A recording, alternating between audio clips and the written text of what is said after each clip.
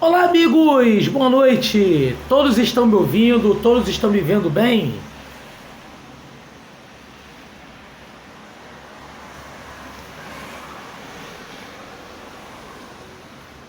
Beleza, né? Ah, que bom. Então vamos começar nossa aula. Show de bola, né? Show de bola. Tava aí aguardando aí o início, pessoal linkando, né? Pra gente começar. Então vamos lá. Geografia, história, turma de exercício. Meus amigos, pera aí só um minutinho, que eu vou pegar o meu material aqui. Pera aí.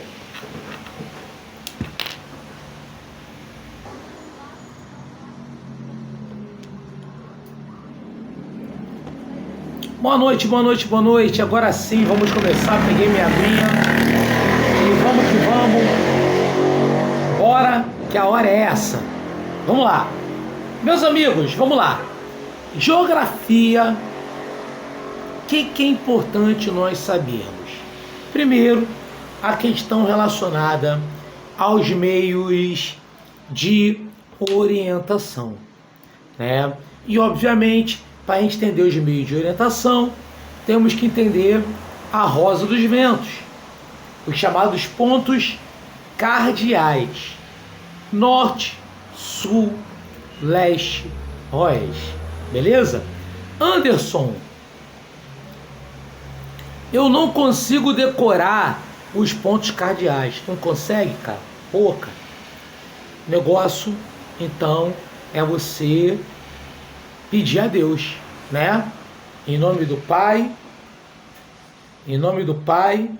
do Filho, do Espírito Santo.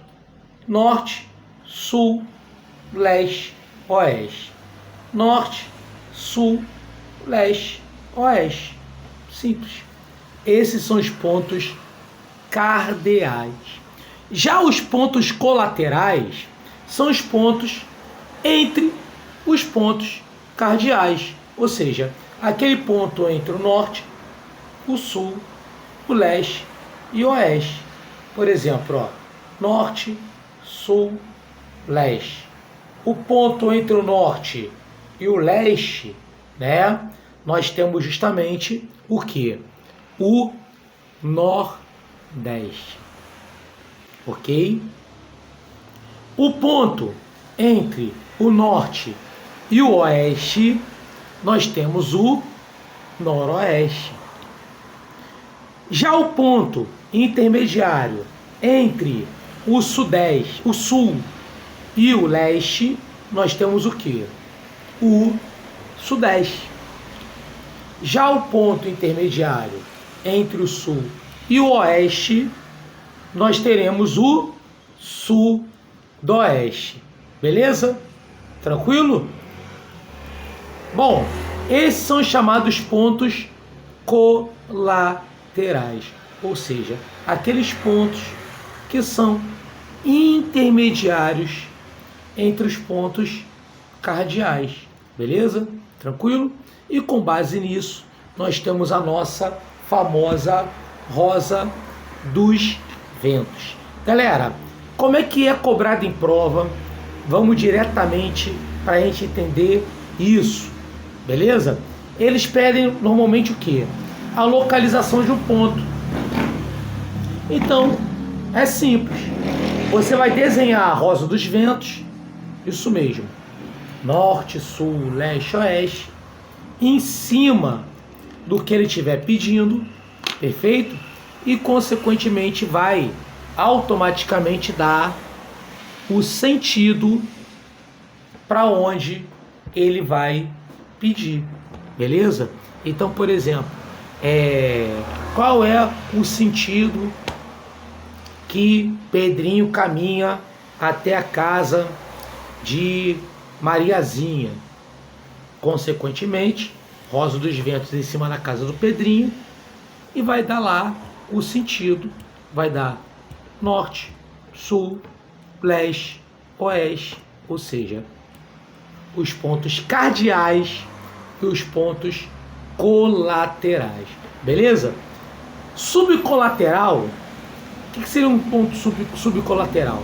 Seria aqueles pontos intermediários entre tá? Um cardial e um colateral. Esse dificilmente cai em prova, tá? Nas provas de concurso eu não me recordo de cair subcolateral, apenas pontos cardeais, norte, sul, leste, oeste, e os pontos, né, colaterais, né, nordeste, noroeste, sudoeste e sudeste. Ok? Tranquilo? Alguma dúvida quanto a isso? Até aí, tranquilo, muito fácil, muito simples, beleza? Ó, pode complicar um pouco? Pode. Como assim? Ao invés dele falar norte, sul, leste, oeste, ele pode tentar cobrar para vocês os sinônimos. Como assim, professor Anderson? Os sinônimos. Norte. Sinônimo de região norte é o que? Setentrional ou boreal. Então, se ele estiver pedindo o ponto, a localização mais boreal, a localização mais setentrional, obviamente, ele está falando do que? Justamente da localização mais ao norte. Ou seja, consequentemente, que o ponto que tiver mais ao norte é o ponto setentrional, é o ponto boreal, porque é sinônimo. São sinônimos de norte, setentrional ou boreal. O mesmo acontece com o sul, né? A região sul, o sul também tem sinônimos, que é austral ou meridional. Então, caso ele peça o ponto mais ao sul ou o ponto mais austral ou o ponto mais meridional, tanto faz. Por quê? Porque tanto meridional quanto austral significa sul. Ok? Leste. Leste também pode ser chamado de oriental. Oriental. E oeste? Oeste pode ser chamado também de ocidental. São sinônimos. Então, se ele pede o lugar mais ocidental, é o ponto mais oeste. Se ele pede o lugar mais oriental, é o ponto mais a leste.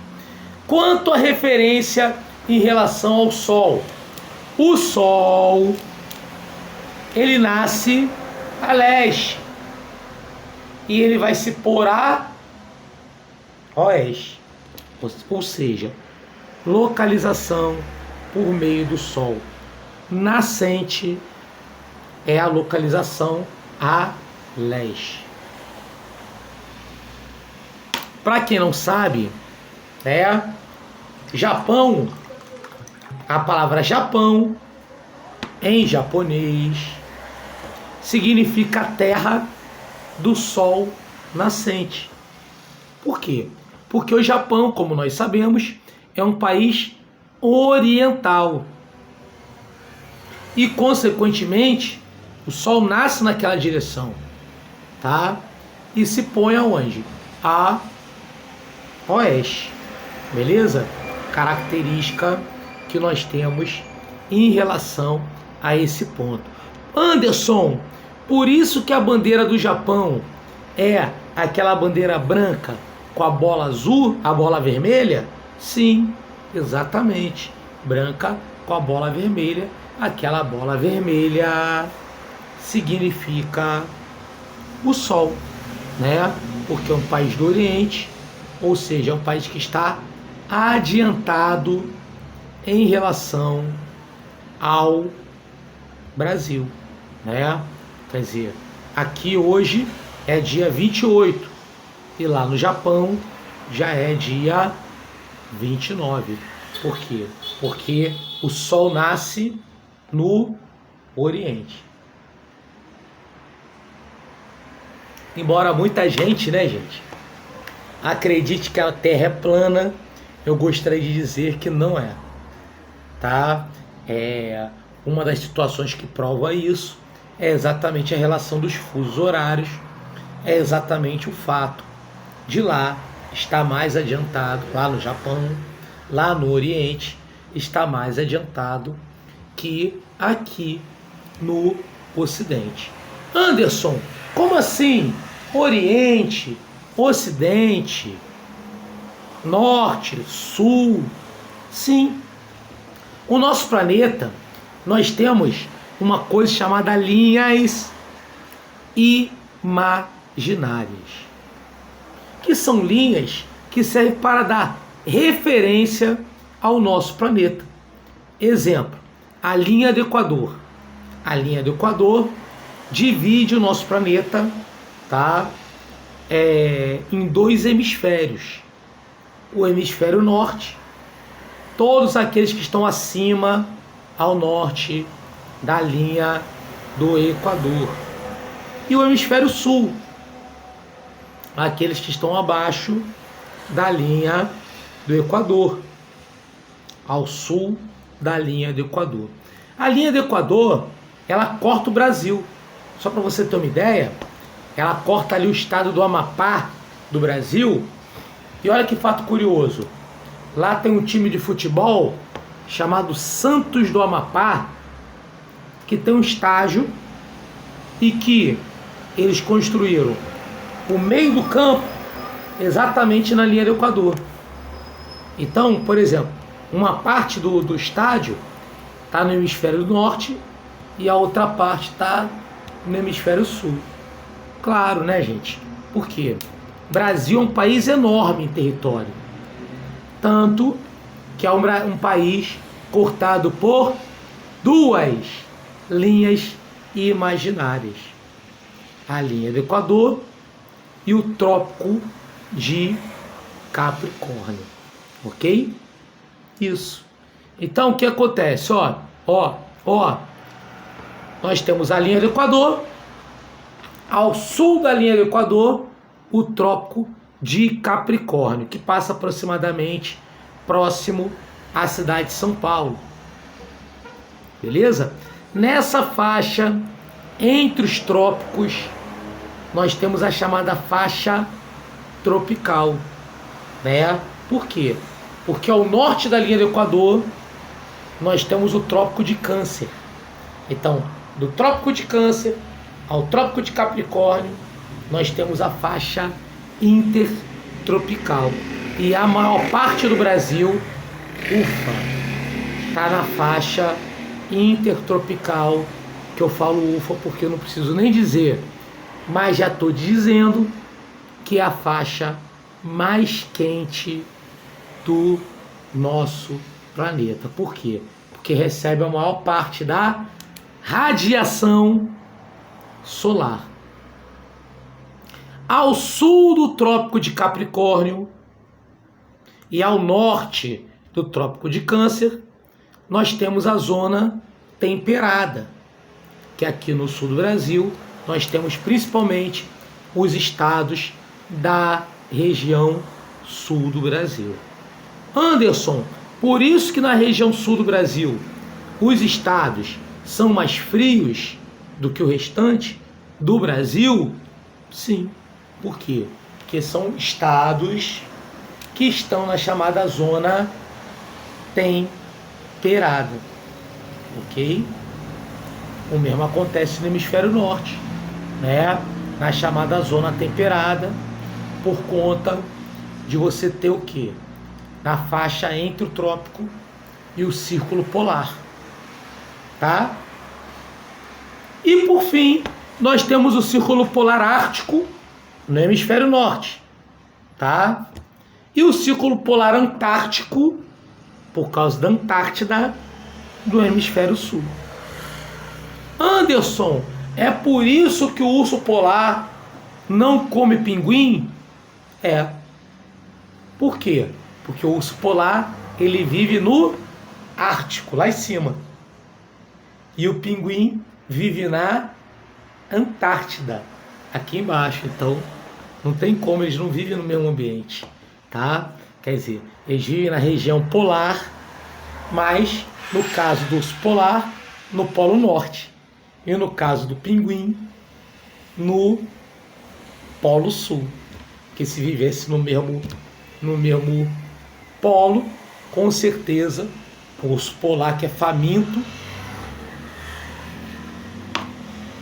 iria comer também pinguim, porque ele come tudo que tem pela frente. Tudo que vê pela frente ele come. Beleza? Tranquilo, galera? Legal? Então, essas são as linhas imaginárias. Uma outra linha imaginária muito importante que divide o nosso planeta também em dois hemisférios. Agora, hemisfério oriental e hemisfério ocidental é exatamente o que? O meridiano de Greenwich, que passa próximo a Londres, na Inglaterra. Então, a partir dali, a gente tem uma noção dos países que estão no Oriente, portanto, a gente dá o nome de orientais, e os países que estão no Ocidente, que é o caso do Brasil, que é um país que está 100% no hemisfério ocidental, porque a gente está exatamente do lado de cá do meridiano de Greenwich, ok?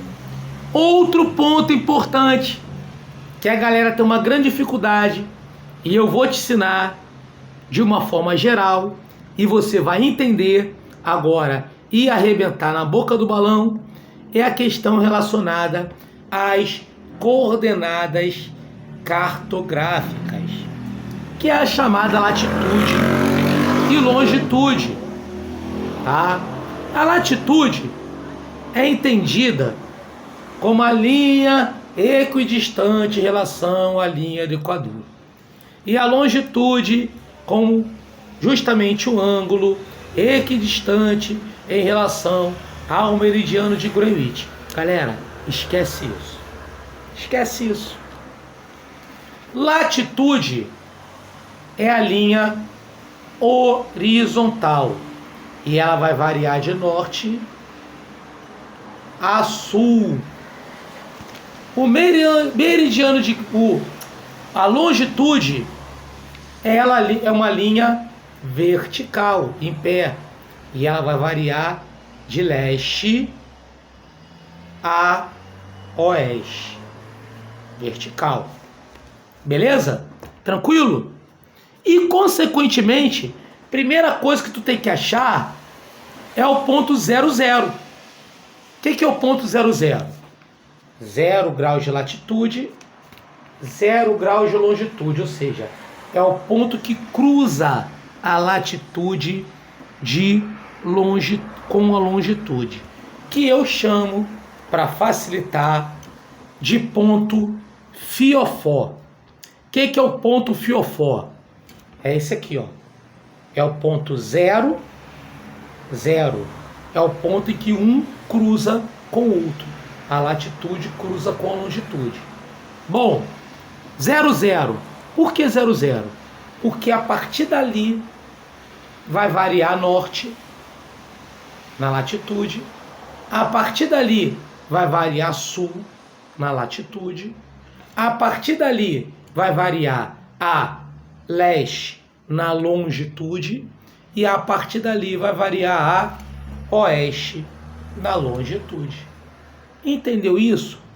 Entendeu as coordenadas cartográficas, entendeu a latitude e a longitude, e claro, a gente vai ver tudo isso em cima de questões de prova, beleza? Tranquilo? Legal, gente? Ó, outro assunto muito importante para cair na tua prova, que está no edital, é relacionado às chamadas escalas. Amigos, olha só.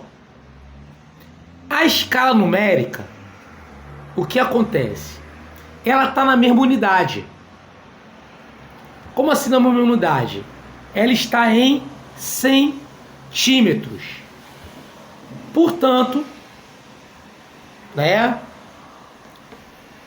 Anderson, tu vai ensinar agora aquela coisa de conversão de unidade? Não, não vou ensinar. Eu vou te ensinar um macete para você converter diretamente a unidade centímetro para quilômetro. Primeiro, nós temos que entender para que serve a escala geográfica. A escala geográfica, ela serve para quê? Para reduzir proporcionalmente o tamanho das distâncias. O que acontece? Na biologia, em especial na citologia, estudo de células, a escala ela é utilizada para ampliar. Por quê? Porque a célula ela é pequenininha e, consequentemente, para você ampliar, para você poder enxergar as características da célula, você ali vai o quê? Usar uma escala de ampliação. No caso da geografia, você está reduzindo o quê? Estados, cidades, países, que são áreas grandes, correto? São áreas grandes. Então, consequentemente, a escala geográfica, ela é voltada para quê? Para reduzir proporcionalmente as distâncias. Beleza? Tranquilo? E exatamente por isso nós temos a escala numérica, que é a que é cobrada em prova, tá, gente? Porque a escala gráfica, ela é muito fácil. O que acontece com a escala gráfica? Ela, que é aquela escala desenhada, ela já está convertida a unidade. Então, por exemplo, se ele bota na questão, Pedrinho mora a 2 centímetros de distância no mapa da casa de Mariazinha. Qual é a distância real da casa de Pedrinho para Mariazinha? Bom, são 2 centímetros no mapa? São. É só você multiplicar 2 centímetros pela escala. Então, se a escala tiver 5, tá? Então, 2 vezes 5, 10 quilômetros. Logo, Pedrinho mora a 10 quilômetros de Mariazinha. Agora, se a escala for numérica, você vai ter que fazer esse macete que eu vou te dar. Qual é o macete? Primeira coisa que você vai fazer, você vai cortar, ou seja, você vai riscar 5 zeros da escala. Isso mesmo, tá? Você vai ter uma escala com um número lá e uma porção de zeros. Primeira coisa que você vai fazer, grava no teu coração. Você vai cortar, ou seja, vai riscar 5 zeros. Vai sobrar um número na escala, correto? Esse número você vai multiplicar, tá? Exatamente pelo quê? Pela distância que o Pedrinho, no caso se for a questão da distância entre a casa do Pedrinho e a casa da Mariazinha, se for no caso de 2 centímetros, você vai te 2 centímetros no mapa, qual seria a distância real, você vai multiplicar a escala, depois que você cortar 5 zeros, por 2.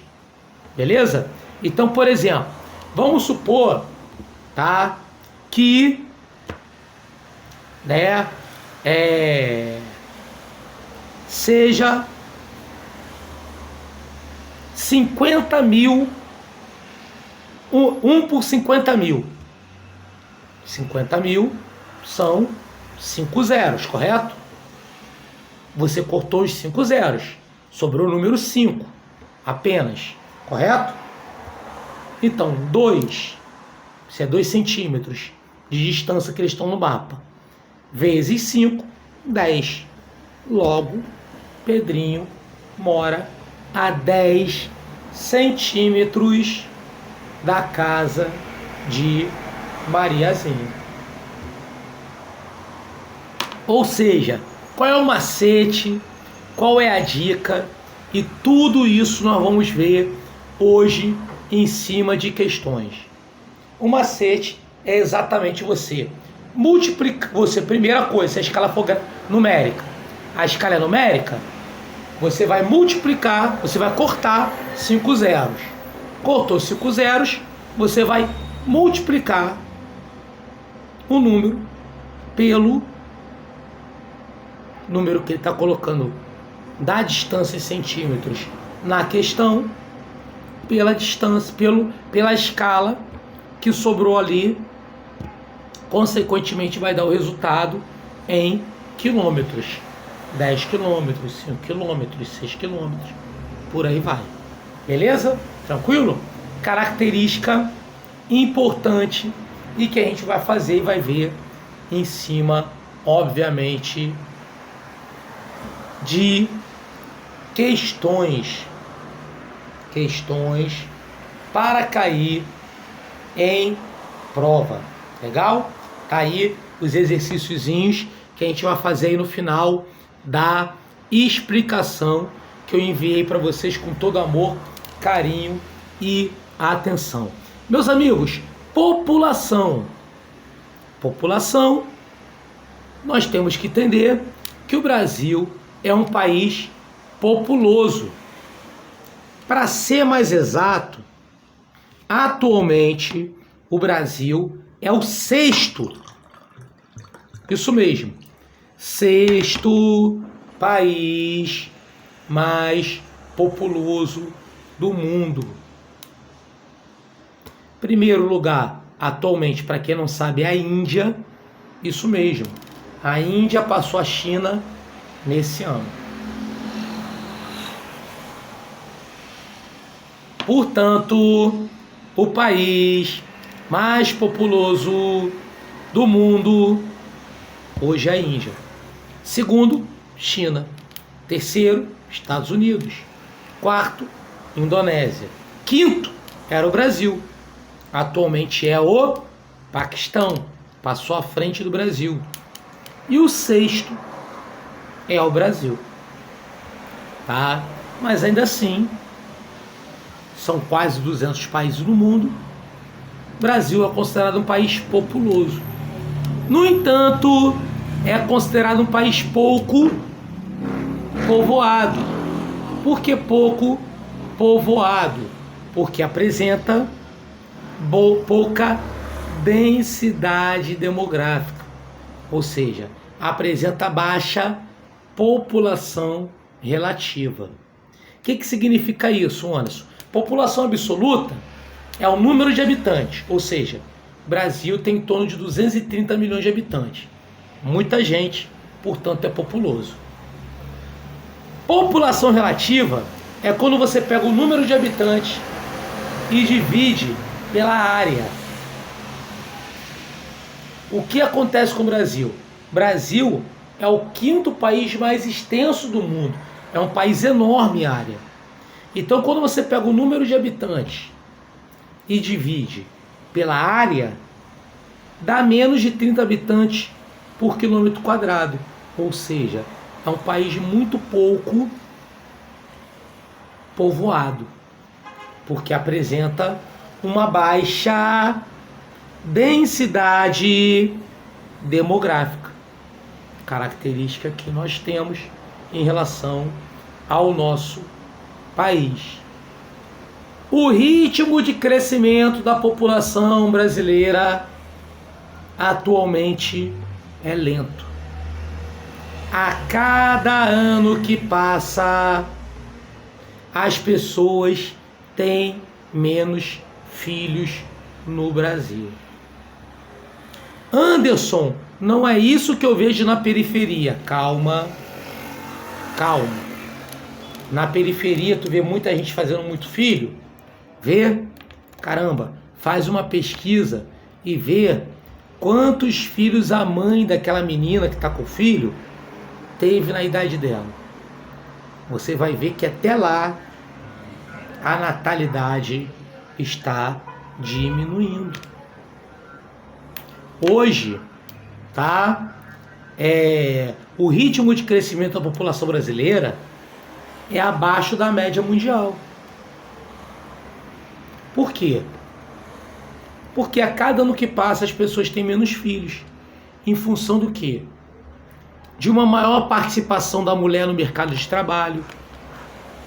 Olha aí a prova da Enem de redação falando sobre a dupla jornada de trabalho, sobre o trabalho invisível da mulher, correto? Tá? Somado a isso, um aumento do custo de vida. Claro, a maior parte da população brasileira é urbana. Antes, a maior parte da população brasileira era rural.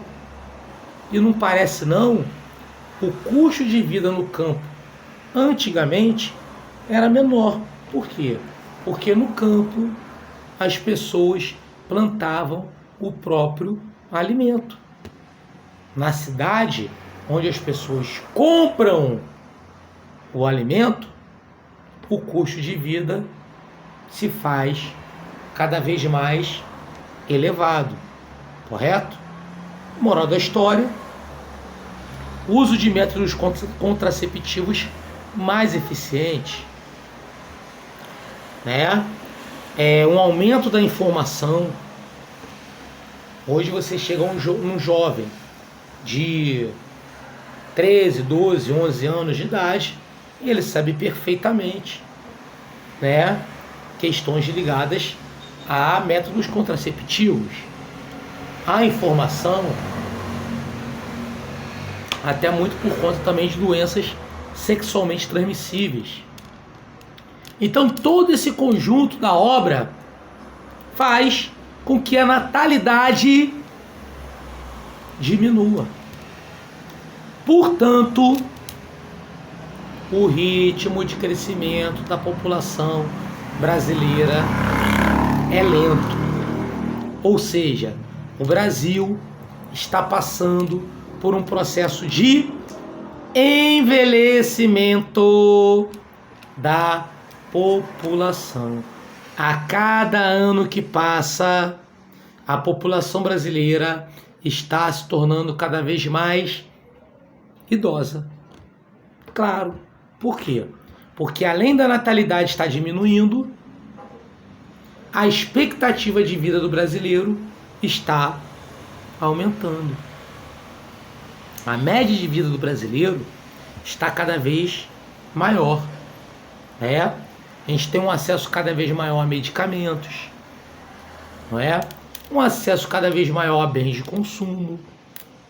Quando a gente fala assim, antigamente o povo vivia bem, isso é uma forma de dizer, não é verdade, tá? Antigamente as pessoas viviam em média 40 anos. Hoje o brasileiro vive em média 76 anos. Correto? Uma média. Antigamente as pessoas morriam de tuberculose, sarampo, cachumba, tudo isso matava. Mortalidade infantil altíssima. E hoje? Hoje não. Hoje você não conhece ninguém que morreu de sarampo. Vacinas.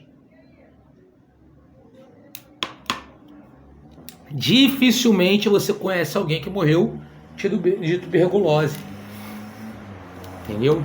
Assim como Noel Rosa morreu de tuberculose. Assim como a mãe do Gonzaguinha morreu tuberculose, entre outros, correto? Então, o que ocorre? Ocorre exatamente que houve um aumento da expectativa de vida. Fato que faz com que hoje a maioria dos brasileiros seja considerado adultos. A maior parte do brasileiro hoje é população economicamente ativa, ou seja, formado por adultos. Não é mais formado por jovens. E no futuro, a maioria da população brasileira será formada por idosos. Isso no futuro. Atualmente é formada por adultos. Beleza? Tranquilo? E por falar em adultos, estamos falando de mão de obra. E mão de obra é dividida em relação à população economicamente ativa. PEA, que é a PEA. A PEA, população economicamente ativa, é dividida em 3 setores da economia. O setor primário, que corresponde à agricultura, pecuária e o extrativismo, como a pesca, principalmente. Ok? O setor secundário, que corresponde à indústria. Ok? E o setor terciário, que corresponde a comércio e a prestação de serviços. Ok? Não preciso nem dizer, mas já estou lhe dizendo que a maioria da população brasileira está no setor terciário, que é o setor de comércio e prestação de serviço, que é um setor que emprega tanta mão de obra, mas tanta mão de obra, que é um setor considerado inchado. Isso mesmo. Hipertrofia do setor terciário. Inchaço desse setor. Beleza? Que a maioria da população brasileira está ocupada nesse setor. Ok? Beleza?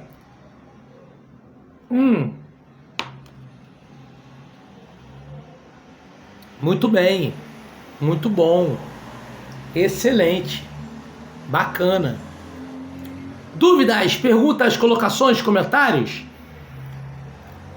Pode mandar um chat.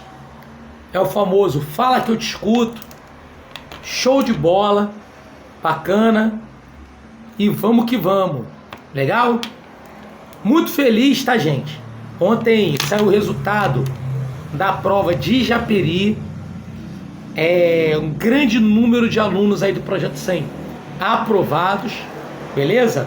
Inclusive, né, o primeiro colocado de orientação, a primeira colocada feminina de orientação educacional e de história foram alunos do Projeto 100. Então, o pessoal de Japeri tá aí, né, primeiro colocado da classificação aí, dessa que saiu agora, essa primeira classificação, sem os títulos, foram alunos do Projeto 100. Então, tá aí, parabéns a todos os alunos, beleza?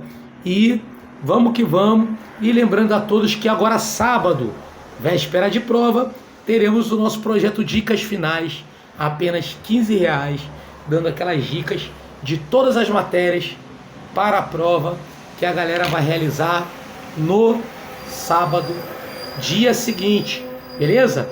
Temos vagas ainda, poucas vagas, aguarda aí, quem ainda não fez a inscrição, final da aula aí, aguarda aí para o pessoal fazer, que vale super, hiper, mega, ultra a pena, Beleza? Tranquilo?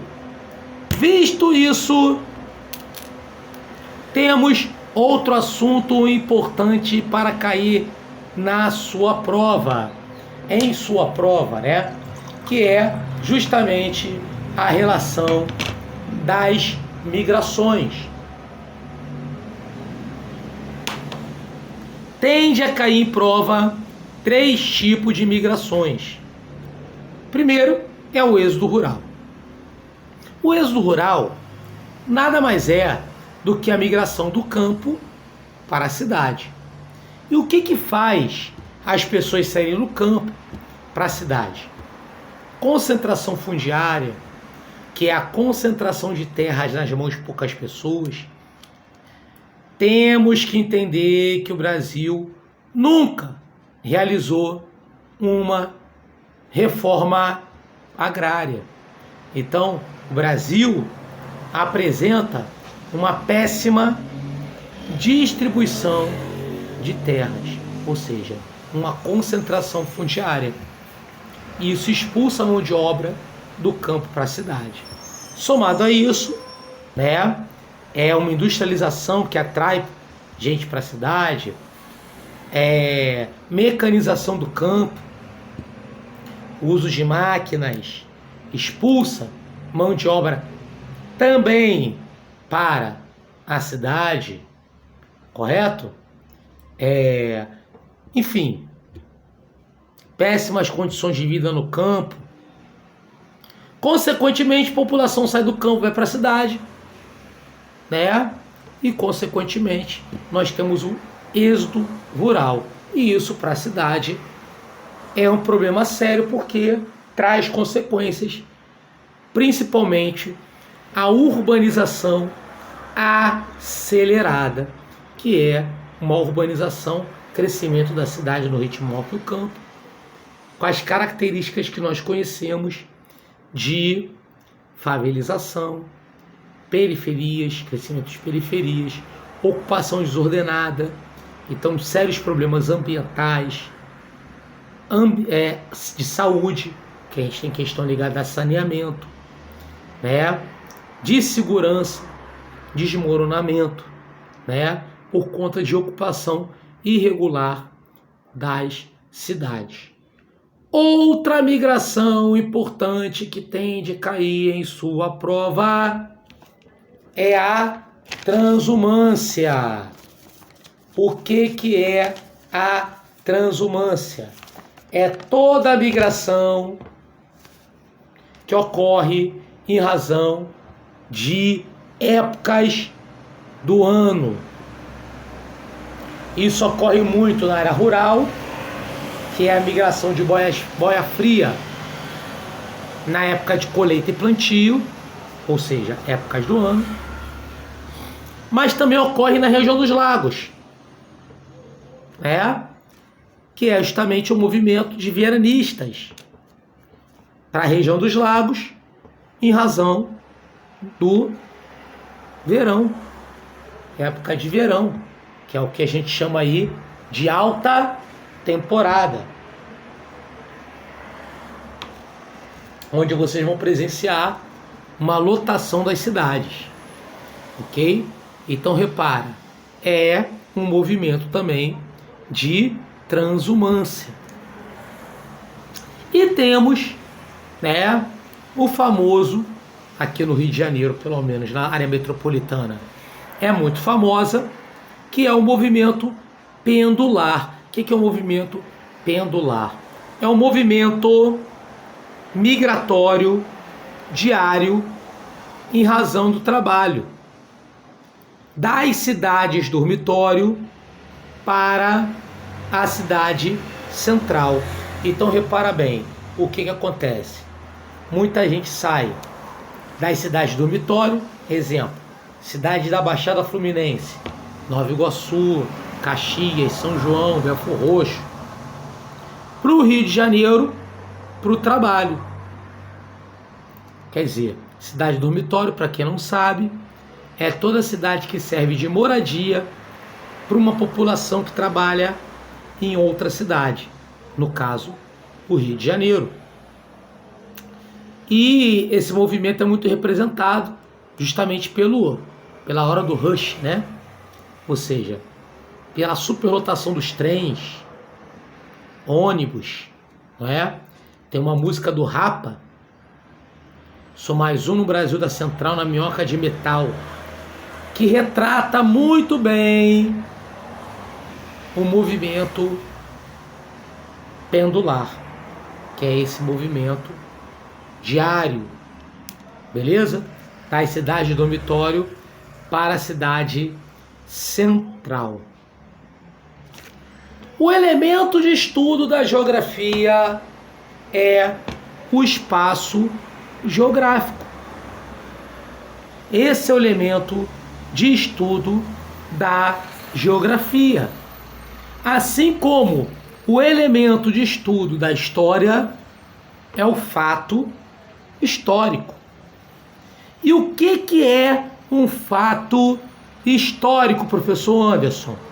É todo acontecimento histórico. É um acontecimento histórico? Grava aí no seu coração. Então, é um fato histórico. Antes, não era bem assim.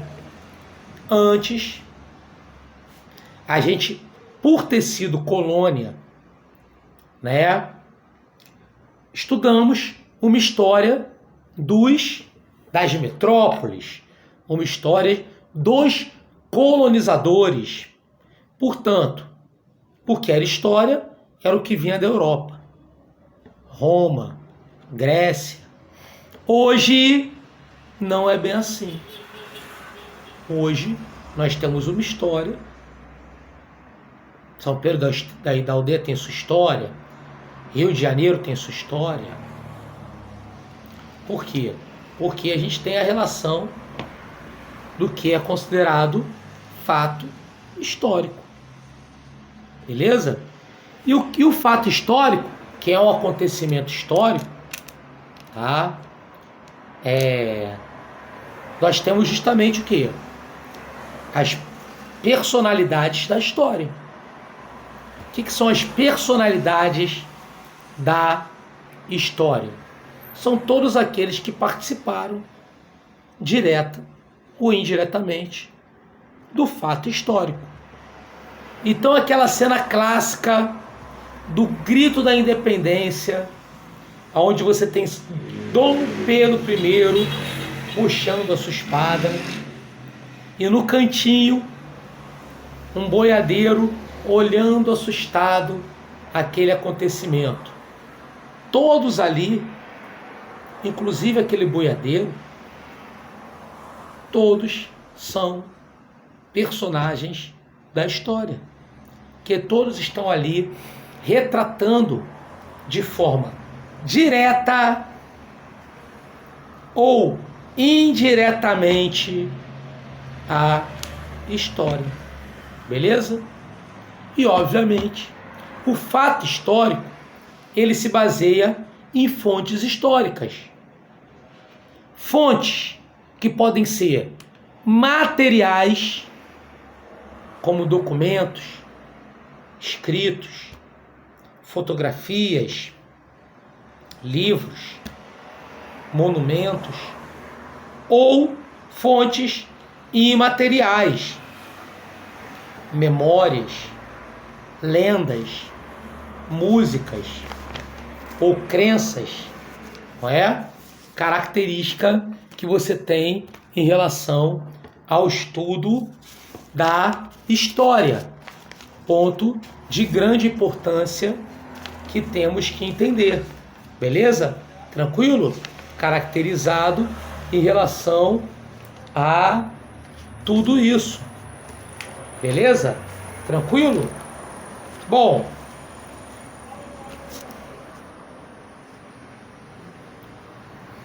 a geografia apresenta alguns conceitos. Conceito de território. O que é o conceito de território? É todo espaço geográfico delimitado politicamente. Então, quando a gente fala assim, esse território é dominado pelo narcotráfico. Por quê? que você tem um grupo político, os narcotraficantes, que controlam aquela facção, aquele espaço, né? Essa área dominada pelo Comando Vermelho, pela milícia. Então, é o conceito de território. Conceito de paisagem. Tudo que é visto é paisagem. Se é uma paisagem que não foi alterada pelo homem, não foi modificada, é uma paisagem natural. Se é uma paisagem modificada pelo homem, é uma paisagem cultural. Tá? Região. Por que é o conceito de região? É todo espaço geográfico com características comuns. Então, quando a gente fala, por exemplo, região dos lagos, porque toda essa área é uma área de característica comum, é uma área próxima, né, banhada por lagos, lagoas, como a Lagoa de Araruama, com grande destaque para atividade turística, historicamente pesca. Então, você tem o quê? Características em comum que são colocadas nessa questão. Por isso que a gente chama de região dos lagos, porque todo espaço geográfico no qual você tem características em comum é o que nós chamamos do conceito de região. Beleza?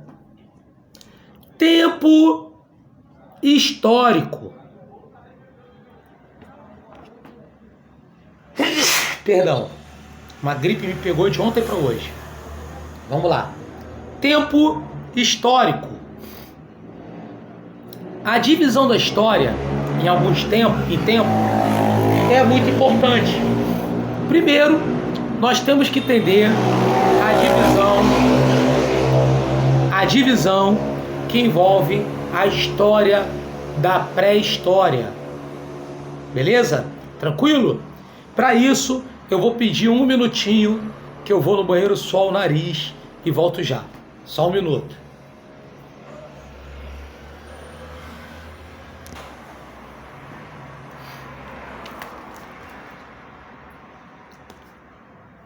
Voltamos, meus amigos.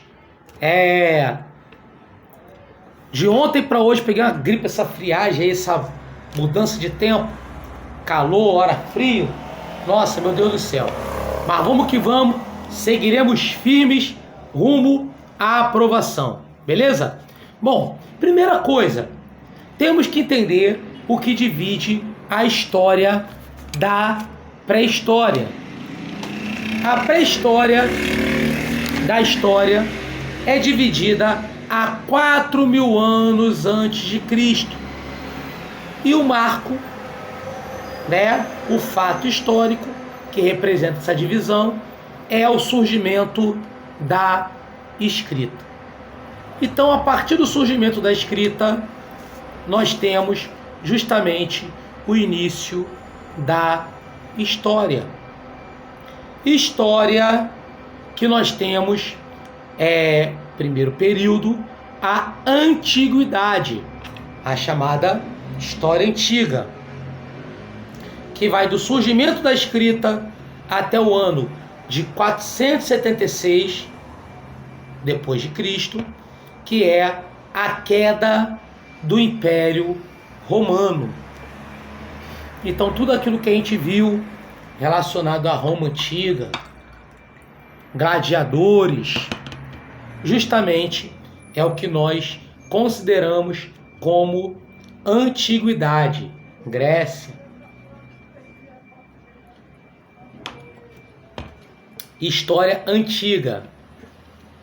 Do ano de 476 a 1453, que é justamente o momento da tomada, ou seja, a queda de Constantinopla, nós temos exatamente o momento que nós consideramos de Idade Média, ok? Que é a chamada Idade Média, período medieval, a chamada Idade Média, né? Então todas aquelas características, né, que a gente observa, né, naquelas cidades, em castelos, o próprio jogo de xadrez representa muito a Idade Média, bem como o jogo de cartas, né? Período do feudalismo. É justamente a relação que nós temos da chamada Idade Média. Constantinopla, como nós sabemos, era uma cidade, atualmente Istambul, para quem não sabe, uma das cidades importantes da Turquia, que é a cidade de Istambul, era um importante entreposto comercial.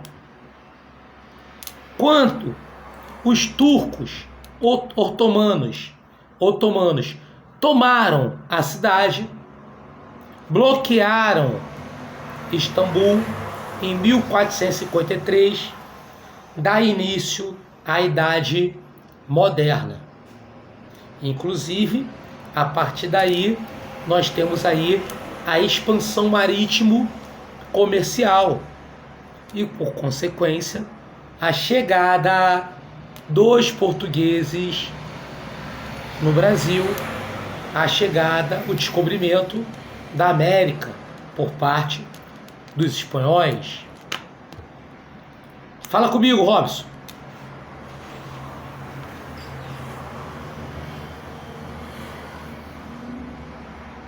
(476) queda do Império Romano, a 1453 tomada de Constantinopla,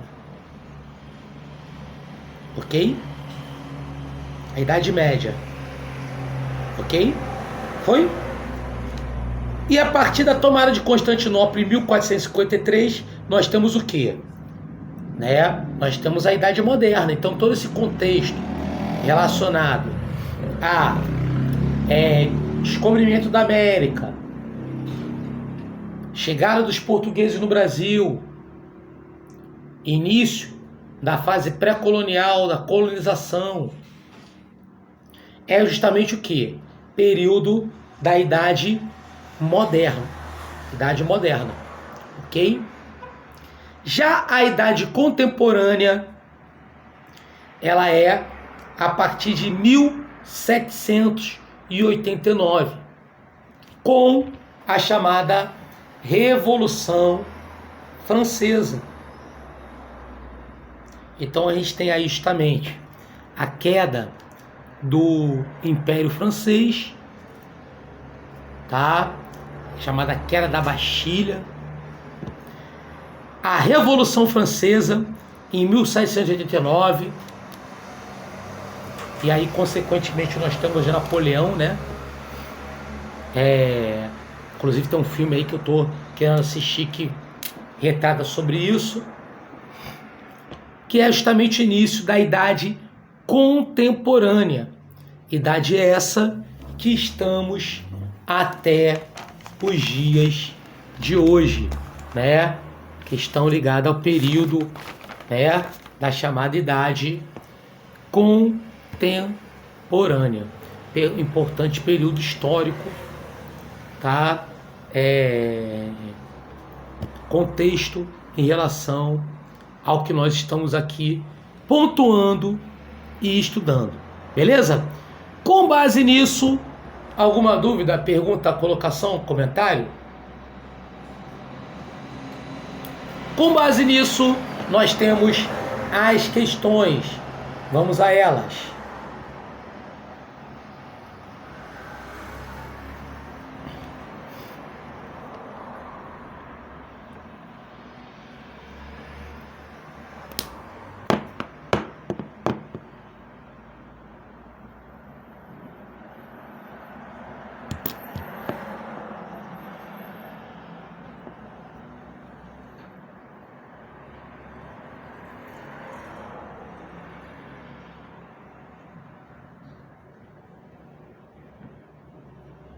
Opa.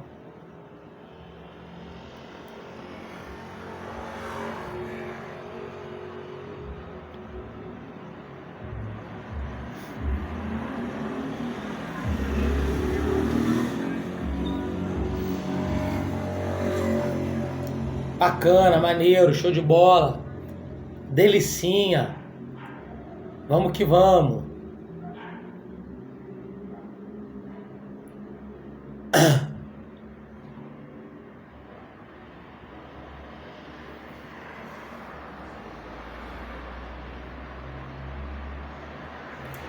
Primeira questão.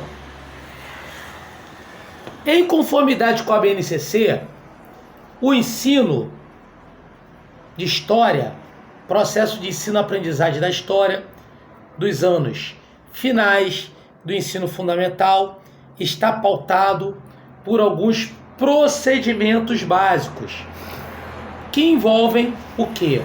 1. Identificação dos eventos considerados importantes na história do Ocidente, ordenando-os de forma cronológica e localizando-os no espaço geográfico. Vamos ver outras alternativas. Desenvolvimento das condições necessárias para que os alunos selecionem, compreendam, reflitam sobre significados da produção, da circulação e da utilização de documentos, materiais ou imateriais, elaborando críticas sobre formas já consolidadas de registro de memória. O 2, certíssimo.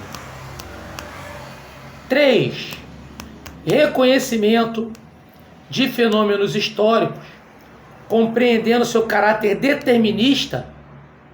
Não, claro que não, gente. Compreendendo o quê? É uma relação crítica e não determinista. Portanto, tá certo. O 1 e o 2, resposta letra A de amor. Ok?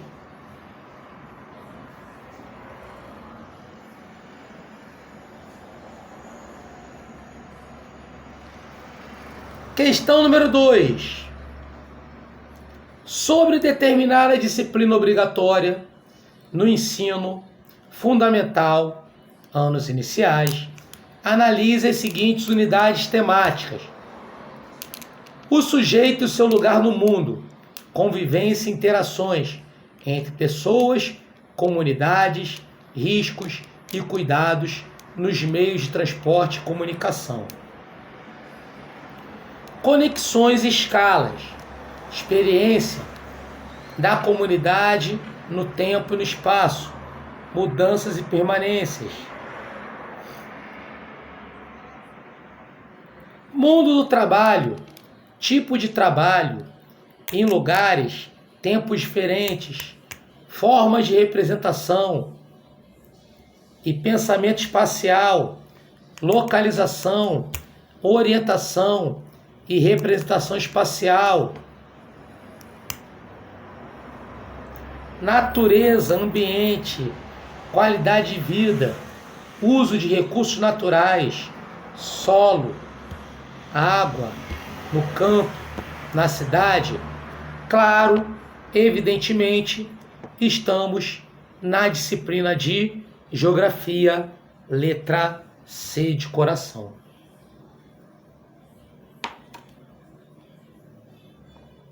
Questão 3.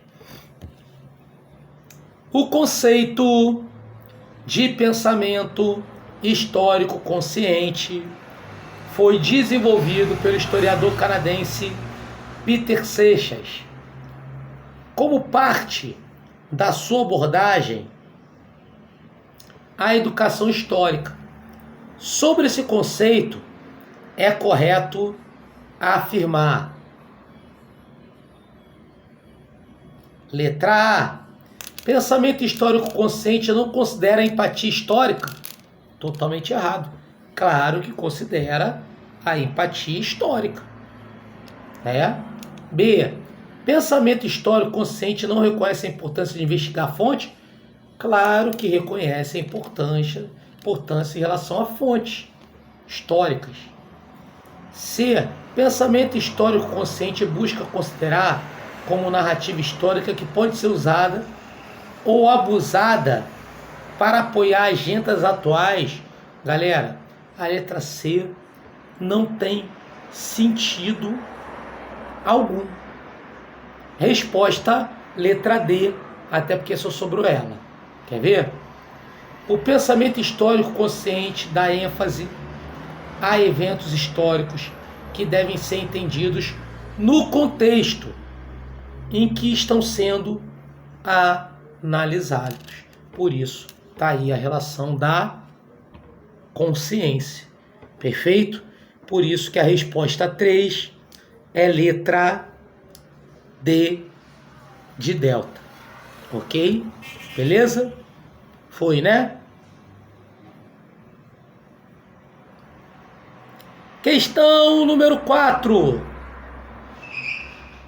A proposta curricular de São José defende uma visão de escola que enxerga como lugar que histórico socialmente concebido, privilegiadamente, intencional, organizadamente, garantir a socialização, a apropriação do conhecimento universal, acumulado e sistematizado, convertido em competências, letra C de coração, característica importante da número 4. São 18 questões, vamos lá. Número 5. No que se refere ao ofício de historiador, julgue os itens a seguir. O ensino de história é apolítico, uma vez que se baseia na escrita neutra da própria história. Meus amigos, errado, completamente errado. História é uma relação política, não é? Então, claro que toda essa questão é errada, tá? Até porque a gente tem a história normalmente que é contada pelos vencedores, né, da história. Questão 6. Quando se consideram os princípios básicos da população brasileira, é correto afirmar que o Brasil é um país populoso e pouco povoado. Isso ocorre em função do quê? Grande população absoluta e pequena população relativa, né? Portanto, letra E. Grande população absoluta e pequena população relativa. Questão 7. Considerando os dados sobre distribuição da população no Brasil pelo território, assinale a alternativa que indica a região com mais habitantes e a com menos habitantes. Então, quero, em primeiro lugar, a que tem mais habitantes e depois a que tem menos habitantes. A que tem mais habitantes, Sudeste. São Paulo, Rio de Janeiro, Minas, mais habitantes. Sudeste. E a que tem menos habitantes, Centro-Oeste. Portanto, resposta letra B de Brasil, B de Bombril. Questão 7, letra B. Questão 8. A atual taxa de crescimento da população brasileira é de 0,74% ao ano. O que significa que o número de habitantes do Brasil continua a sofrer acréscimo. Pouco, mas continua. Trata-se, entretanto, de um acréscimo inferior à média mundial, que encontra-se 1,03 ao ano. Então, te ensinei certinho, tira a onda que eu te ensinei certinho. Ritmo de crescimento da população brasileira é lento. Olha lá, o que ele está dizendo? Está diminuindo ano após ano. De acordo com as informações do texto, a taxa de crescimento da população brasileira encontra-se em queda.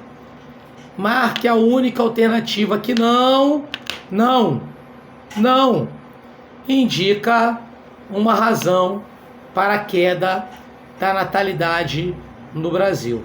Ou seja, não é motivo para a natalidade diminuir no Brasil. A letra E e a letra B são motivos. Tá? Entrada da mulher no mercado de trabalho. Sim. Trabalhando fora, menos filho. Popularização de métodos contraceptivos? Sim. A cada ano que passa, mais pessoas têm acesso a métodos anticoncepcionais. Resposta, letra C de coração, C de casa.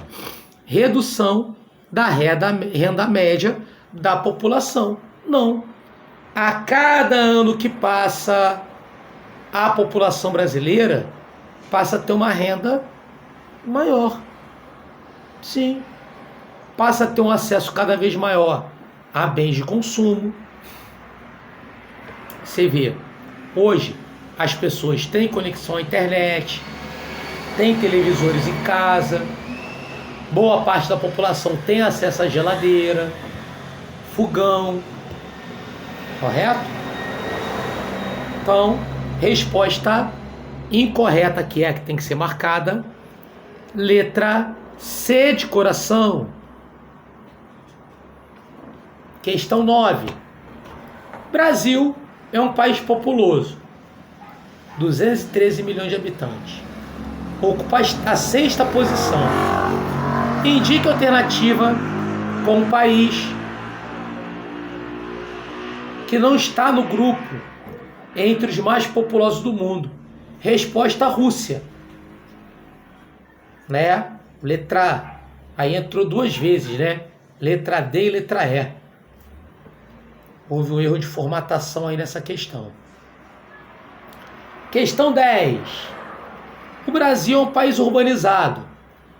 Isso significa que a maioria da população vive em cidades. 15,28% contra 84,72% rural.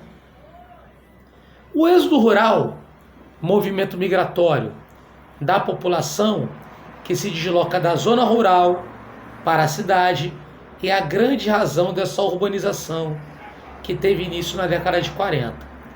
São causas do êxodo rural que promove essa importante mudança da população no Brasil, exceto qual? Ou seja, o que não é causa do êxodo rural. Não é. Claro, letra E, demarcação de terras indígenas. Desde quando você demarcar a terra indígena, você expulsa a mão de obra para a cidade, né? Então, claro, evidentemente, resposta I.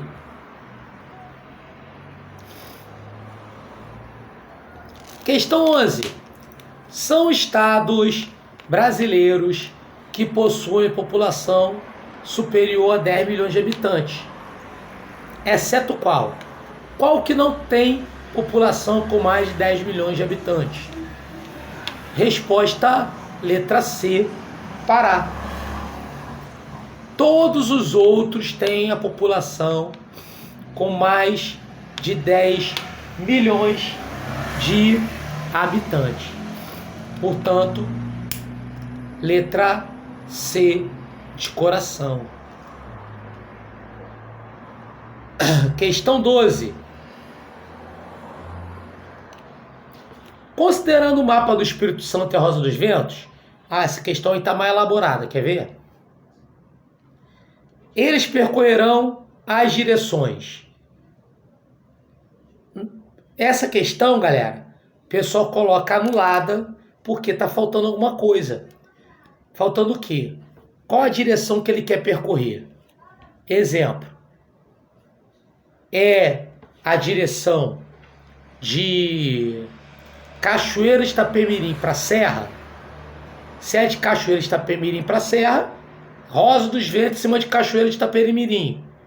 Você vai ver que Serra vai estar está a nordeste. Ou seja, por aí vai. Beleza? Então, essa questão aí está elaborada, que ela está anulada, que ela está faltando algumas coisas. Beleza? E aqui a gente tem aqui, ó, a Rosa dos Ventos, ó, para a galera pegar uma colinha, ó. Norte, sul, leste, oeste, nordeste, sudeste, sudoeste, noroeste. Sobre a Rosa dos Ventos,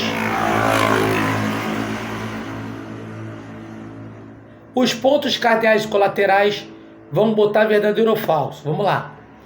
Pontos colaterais são norte, noroeste, norte, nordeste? Não. Eles são subcolaterais. Tá errado. Só um minutinho, galera. Pausazinha aqui.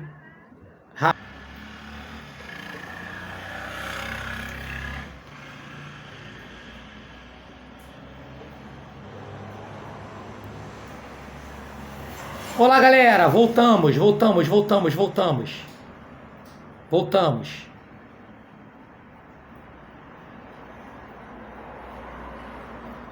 meus amigos. Então vamos lá, para a gente ir para o finalzinho.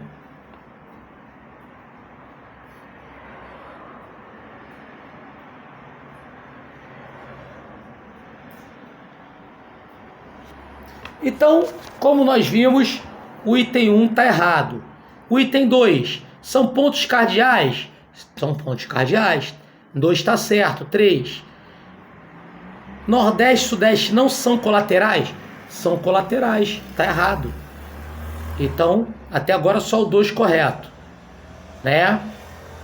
Noroeste e Sudoeste são pontos colaterais? São pontos colaterais. Então ficou falso, verdadeiro, falso, verdadeiro. Falso, verdadeiro, falso, verdadeiro. Letra A de amor.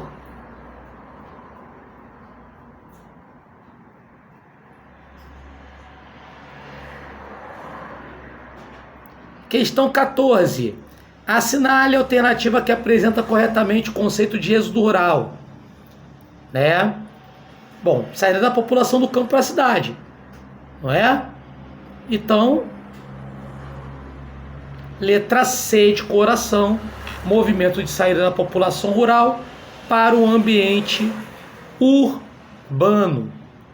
Questão 15. Com base na leitura das alternativas seguintes, indique aquela que não é motivo para o êxodo rural. Bom, não é motivo para acontecer êxodo rural, correto? Vamos lá. Letra C, claro, melhor distribuição de terra para os camponeses. Se você tem uma melhor distribuição de terra, você fixa a população no campo. Obviamente não há êxodo rural. Questão 16. O êxodo rural é um desdobramento das transformações do campo. Aponte uma alternativa que indica um elemento que vai disparar esse movimento populacional. Beleza? Claro que vai disparar o uso de máquinas nas plantações. Letra D de delta. Máquinas vão substituir a mão de obra humana, vão substituir e vão gerar desemprego, a população vem para a cidade. Questão 17. As cidades também sofreram transformações a partir da intensificação do êxodo rural. São consequências desse processo nas grandes cidades, exceto qual?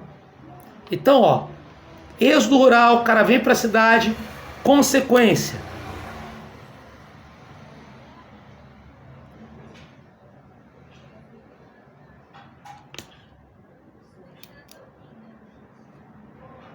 Letra C. Elevado nível de empregabilidade vai aumentar emprego?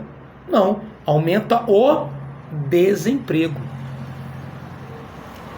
18. Setor primário é composto pelo quê?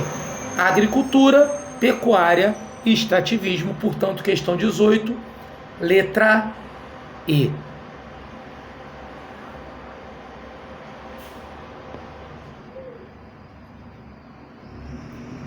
Amigos, dúvidas, perguntas, colocações, comentários? Tranquilo, né, gente? Então, um forte abraço para todos, bons estudos. Vou tentar postar esse vídeo já no dia de hoje, beleza? Forte abraço, galera. Bom descanso e boa semana decisiva aí para todo mundo, beleza? Tchau, tchau, galera. Valeu!